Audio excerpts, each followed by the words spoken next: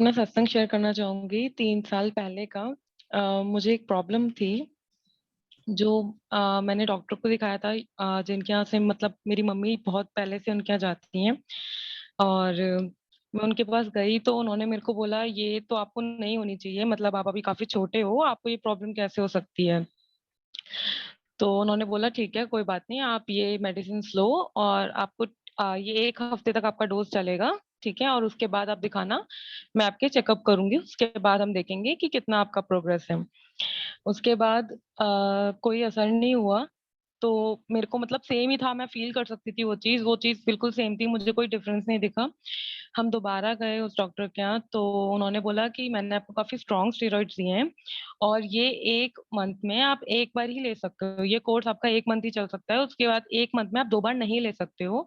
लेकिन मैं 1 लेस करके आपको ये दूसरा कोर्स स्टार्ट कर रही हूँ, लेकिन इसे टाइम टू टाइम लीजिएगा, इसको बिल्कुल भी स्किप मत करिएगा और उसके बाद भी अगर ठीक नहीं होता है, तो हमें आपके ज़्यादा टेस्ट कराने होंगे और ये चीज़ ठीक नहीं है।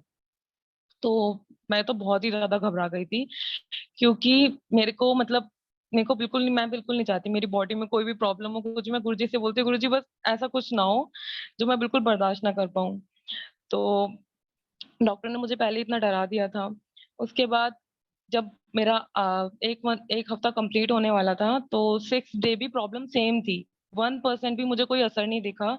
मैं इतना ज़्यादा परेशान हो गई, मैंने कहा मम्मी नहीं, मैं डॉक्टर के जाऊँगी ही नहीं। मैंने 7 डे मम्मी से बोला नहीं, मैं डॉक्टर के जाऊँगी ही नहीं और मैं अपना डॉक्टर ही चेंज कर रही हूँ। तो मेरे घर के पास एक होम्योपैथिक डॉक्टर है, मैंने उनके पास गई, मैंने उनसे मेडिसिन ली। उन्होंने बोला 15 डेज़ लगेंगे आपका, 15 डेज़ में आपका ये बिल्कुल ठीक हो जाएगा, ऐसी कोई बात नहीं है। लेकिन आपको आप नॉन-वेज वगैरह खाते हो तो आपको वो ज़्यादा नहीं खाना है। तो मैंने कहा ठीक है, कोई बात नहीं, लेकिन मेरा ये ठीक हो जाना चाहिए, बस। तो उन्होंने मेरे को बोला ठीक है, आप ये मेडिसिन्स लो, आपको डेली लेनी है।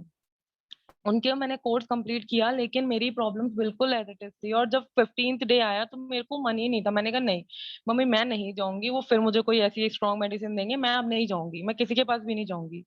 उसके बाद 1 महीना ऐसे ही निकला, प्रॉब्लम बिल्कुल सेम। मैं दूसरे डॉक्टर के पास गई, जो जिसके पास से मम्मी की उस टाइम पे दवाई चल रही थी। वो हमारे घर के काफ़ी पास हैं और मम्मी नॉर्मल उनसे कभी भी जैसे छोटी-मोटी बीमारी होती है तो चली जाती हैं और बहुत जल्दी उनका ठीक हो जाता है।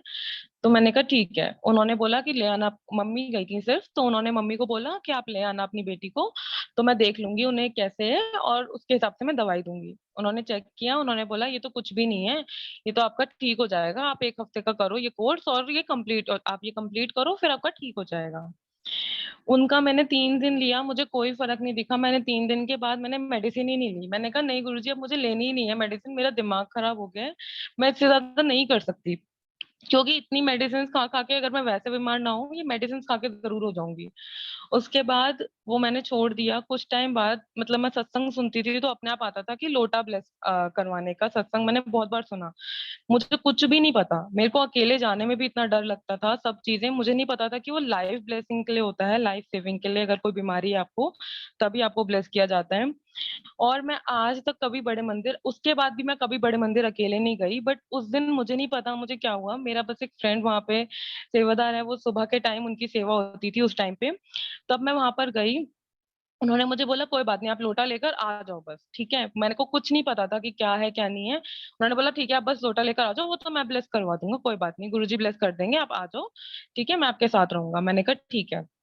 मैं अकेले गई बड़े मंदिर, उसके बाद मैं लोटा लेके गई थी। मैं गई अंदर, उन्होंने मुझे बताया कि हाँ, आप यहाँ से जाओ, उनसे बोल देना कि अंकल मुझे लोटा ब्लेस करवाना है। मैंने अंकल से बोला, अंकल ने बोला कि हाँ, आपको किस बीमारी के लिए करवाना है? मैं उनके सामने बिल्कुल ब्लैंक, मुझे पता ही नहीं मैं उन्हें क्या बोलूँ, कैसे बोलूँ? मैंने कहा अंकल मुझे कोई प्रॉब्लम है, मैं आपको नहीं बता सकती हूँ।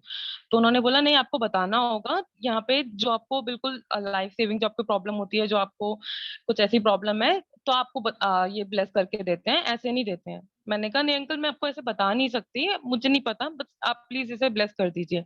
तो अंकल मुझे देख रहे हैं, मैं अंकल को देख रही, मुझे पता नहीं मैं क्या बोलूँ, मुझे लगा वो मुझे वापस कर देंगे, बोलेंगे ठीक है आप जाओ। लेकिन इतने में मेरा फ्रेंड पीछे से आया, अपने आप पता नहीं उसने मुझे कहाँ से देख लिया, वो एकदम से पीछे से आया, वो बोलता अंकल जी मेरे साथ हैं, आप प्लीज़ इन्हें ब्लेस कर लोटा रख दीजिए गुरुजी के पास और ना आप इन्हें दे दीजिएगा उसके बाद ब्लेस करके। अंकल जी ने मुझे बिठाया, उसके बाद वो बोलते कोई बात नहीं बेटा, आपको जो भी प्रॉब्लम है आप ये ले जाओ, ठीक है? और गुरुजी आपको ब्लेस करेंगे, आप जाओ और आगे उनसे पूछ लेना अंकल से कि इसको कैसे पीना है। उसके बाद मेरे को इतना था नहीं उस वक़्त कि नहीं मेरे को ये प्रॉब्लम ऐसे ठीक हो जाएगी। मुझे गुरुजी पे पूरा फ़ेथ है, लेकिन फ़ेथ उस वक़्त भी था, लेकिन मुझे ये था कि नहीं ये प्रॉब्लम ऐसे ठीक ही नहीं हुई। मेरे को एक आदत पड़ गई थी कि नहीं, जितनी बार मैं डॉक्टर के पास गई, डॉक्टर ने बोला कि नहीं ये अभी आपकी ऐसी ही है प्रॉब्लम, अभी नहीं चेंज हुआ है आपका, अभी दवाई फिर होगी, और मेरे को खुद से भी दिख रहा था कोई असर नहीं हो रहा था। तो मैंने कहा नहीं मतलब नहीं होगा ठीक। मुझे नहीं पता, मैंने 1 महीने तक उस लोटे से लिया है जल, और मुझे खुद भी नहीं पता चला कब-कब में वो प्रॉब्लम मेरी ठीक हो गई। मैं हैरान हो गई, मैं सडनली बस मैं चैटिंग कर रही थी फ़ोन में, मैंने सडनली मैं रियलाइज़ करने लगी, मैंने कहा वो प्रॉब्लम प्रॉब्लम कैसी प्रॉब्लम, मतलब मेरी फ्रेंड ने मेरे को एक मैसेज किया कि नहीं श्रुति अभी तू कैसी है? सब ठीक है कि नहीं? काफ़ी टाइम बाद ही हमारी बात हुई थी। मैंने कहा क्या? किस चीज़ के लिए बोल रही है? कहीं तू इतना परेशान थी ये सब कुछ?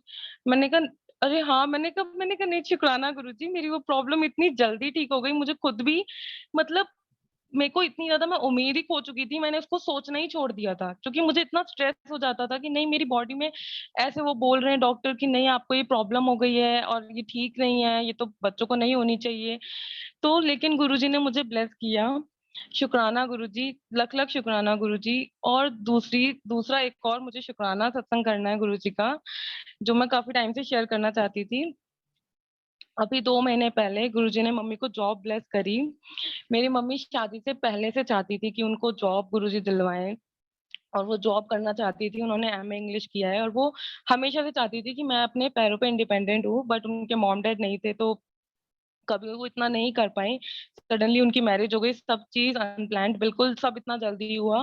बट वो हमेशा बोलती थी, "बेटा मैं चाहती थी जॉब करना।" जब भी मैं उनसे पूछती हूँ, वो हमेशा कहती थी, "मुझे जॉब करना था।" वो अभी भी सोचती थी, मैं जॉब करना चाहती हूँ।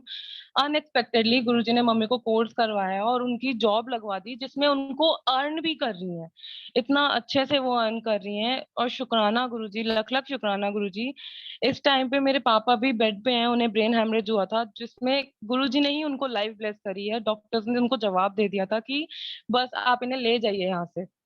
मैं पहले भी शेयर कर चुकी हूँ, लेकिन सच में वो हमारे लिए सबसे बड़ी गुरुजी की ब्लेसिंग थी। एक बाप का सर पे हाथ होना बहुत ही ज़्यादा ज़रूरी होता है, और सच में गुरुजी ने रियलाइज़ करवाया कि कितना गुरुजी हमसे प्यार करते हैं। अनएक्सपेक्टेडली गुरुजी ने इतना, इतना हमें ब्लेस किया, इतना ज़्यादा। शुक्राना गुरुजी, लख-लख शुक्राना गुरुजी।